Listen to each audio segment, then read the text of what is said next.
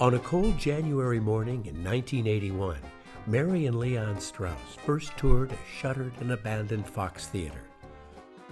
Navigating the tattered and worn venue with flashlights and a solitary working light bulb, they discovered the hidden magic of a once splendid theater beneath 52 years of dirt and grime.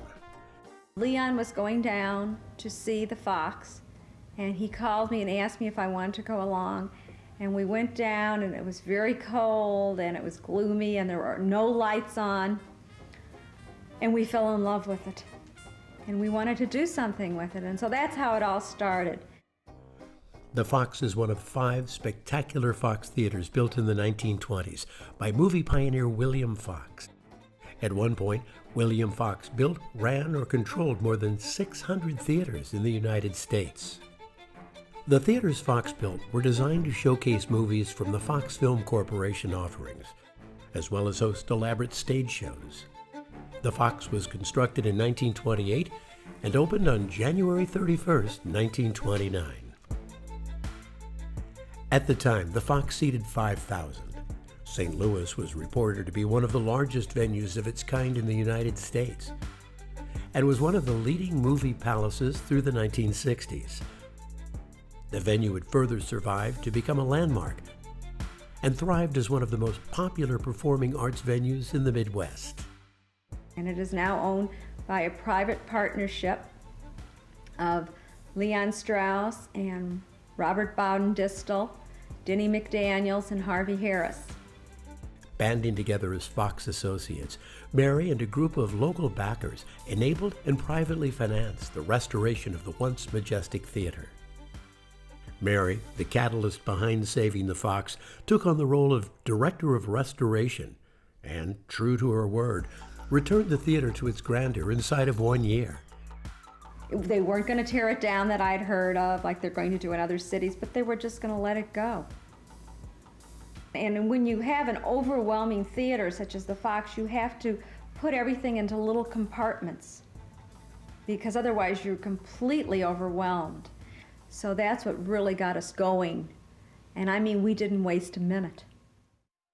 Under her guidance, and backed with nearly $2 million for restoration, every detail in Mary's vision, from the carefully refurbished ornate metal, a restored opulent lobby, a new box office, and an enhanced focus to the overall guest experience, the Fox Theater was brought back to life.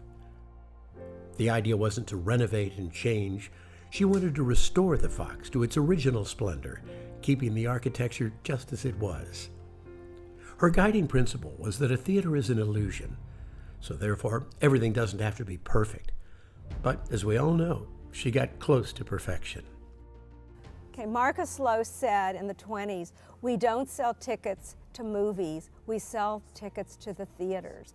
And that's why they became bigger and grander and more ornate and more exotic. And the Fox in the 1929, the end of the Movie Palace era, was at the height of exoticism. So they put a little bit of Indian and Egyptian and Byzantine and a little bit of everything, and that's what makes Siamese Byzantine. Which you don't see often. I'd never heard of Siamese Byzantine until the Fox. Bewildering in their richness and dazzling in their appointments, striking a note that reverberates around the architectural and theatrical worlds, William Fox nicknamed the style the Eve Leo style, in tribute to his wife, who initially decorated the interior with furnishings, paintings, and sculptures they'd purchased on their trips overseas. As a child, her parents introduced her to the arts. On her 12th birthday, she had a movie party. It was billed as a Mary Burnett, her maiden name, production. As a teen, Mary watched Sunset Boulevard 11 times because Gloria Swanson fascinated her.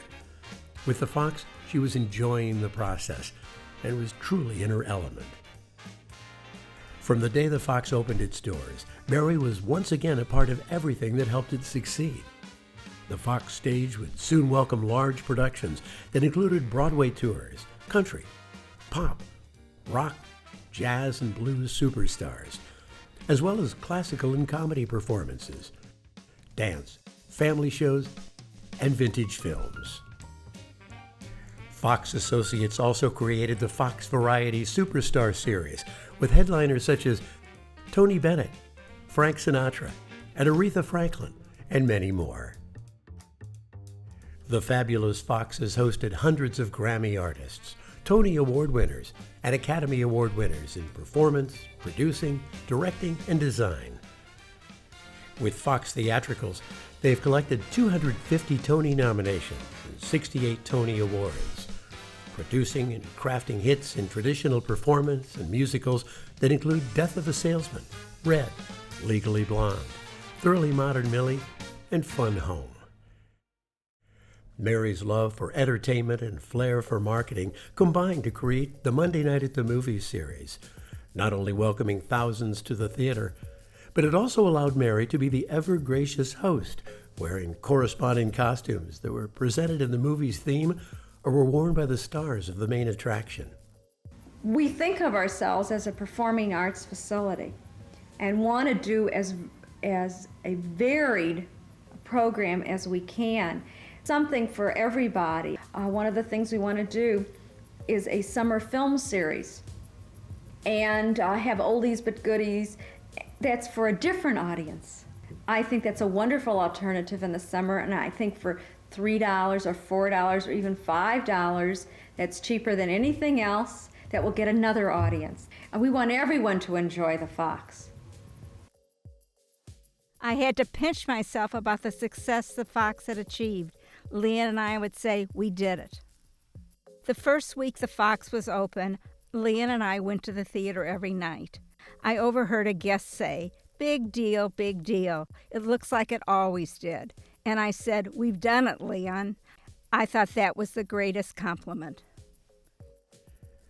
Mary and the Fox partners changed the entertainment landscape in St. Louis, and the Fox was fabulous once more.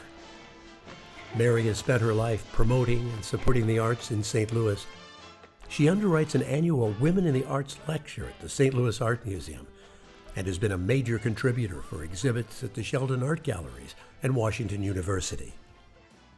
Mary was the underwriter and major contributor of artifacts for the Sheldon Art Gallery's centennial celebration of Josephine Baker in St. Louis.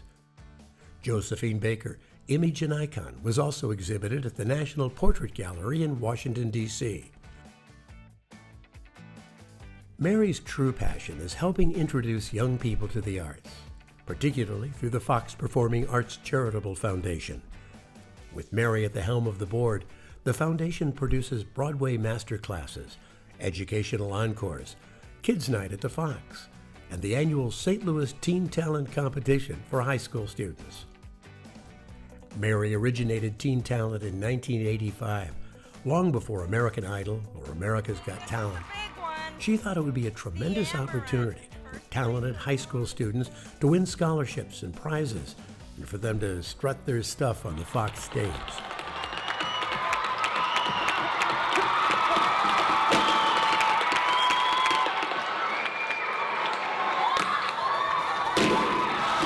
Since the competition was resurrected in 2011, more than 1,700 students have participated, and the foundation has provided over $500,000 in scholarships, cash prizes, and performing opportunities.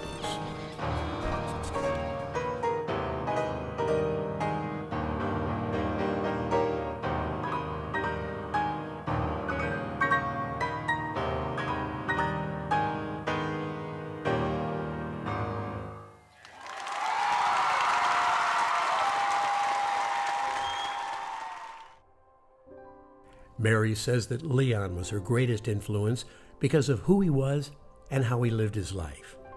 People have long approached Mary about ideas and projects. She will be the first to tell you that she feels very fortunate to utilize her talents and financial resources to help arts organizations both large and small in St. Louis and give back to the city she loves. She believes the arts are a universal language and belong to everyone. Her goal is to continue to introduce audiences of all ages and from all walks of life to the wonders of theater, dance, music, opera, film, and the visual arts.